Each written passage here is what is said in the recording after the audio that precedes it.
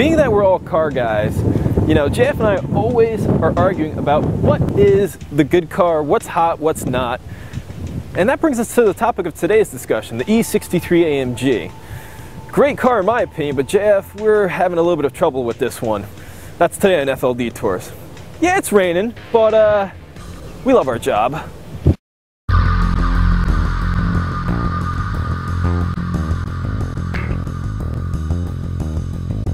Okay, so the first thing you need to know about sports sedans with 500 plus horsepower is that they're all different.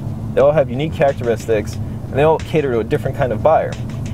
For example, the CTS-V, it's kind of raw, has a supercharger, and always has that big whining noise like a ZR1 would.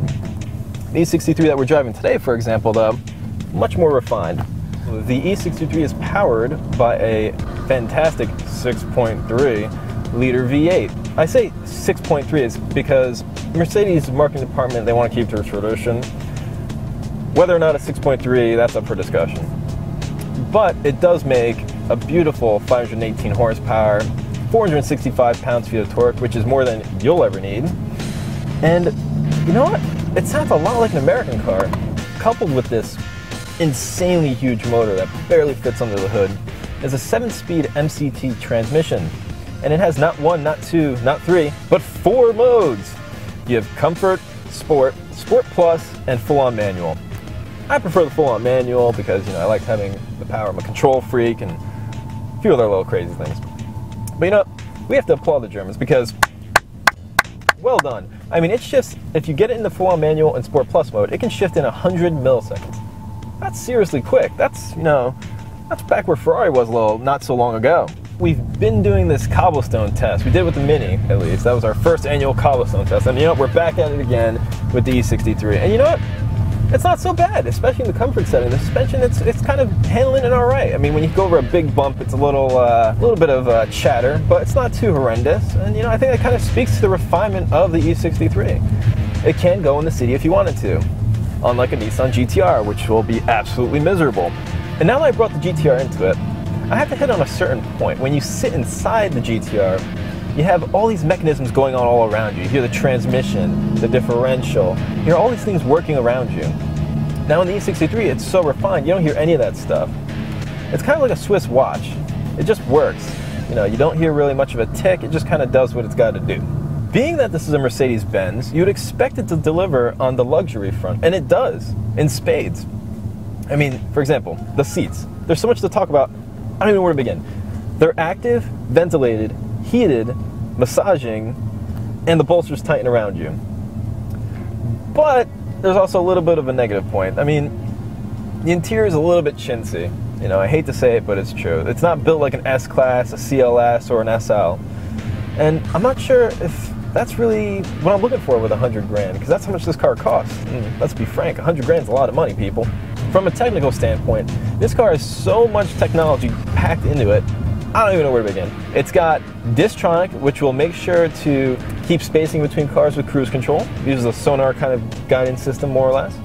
Then there's the pre-safe braking. It prepares the car in case there's going to be an accident. So it'll prep the brakes, seat belts tighten, the seats will tighten up on you as well, just to kind of keep you in place in the event of an accident. And then there's stuff like the rear view camera, which is pretty much standard in every car now. You got the lane assist.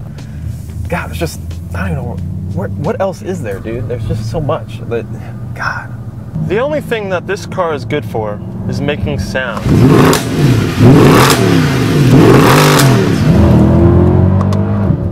I don't care what Rich has to say.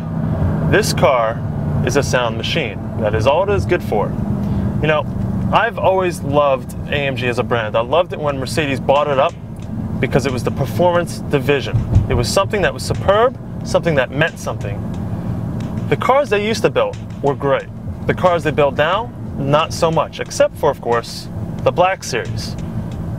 The AMG lineup today is nothing like it used to be. It is a status symbol. It's a badge. That's all the reason people buy it.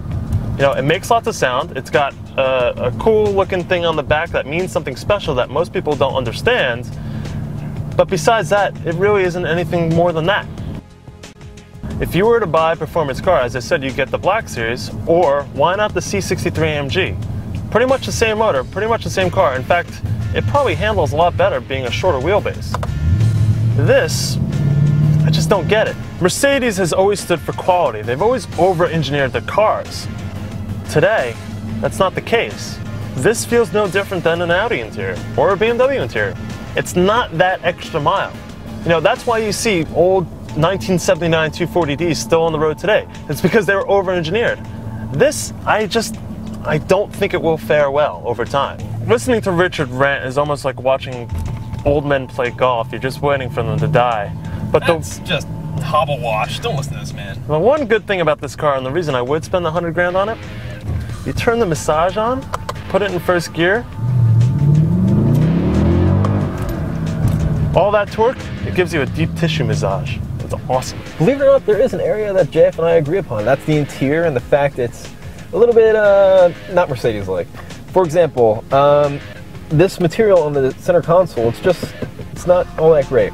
Then the door, when you open and close it, there's a lot of movement in the plastic panel. It's just not like an S-Class would be. Granted, I know this is an S-Class. Then, I know it's historical, it's traditional, blah, blah, blah, but I really don't care. The clock and the gauge cluster has got to go.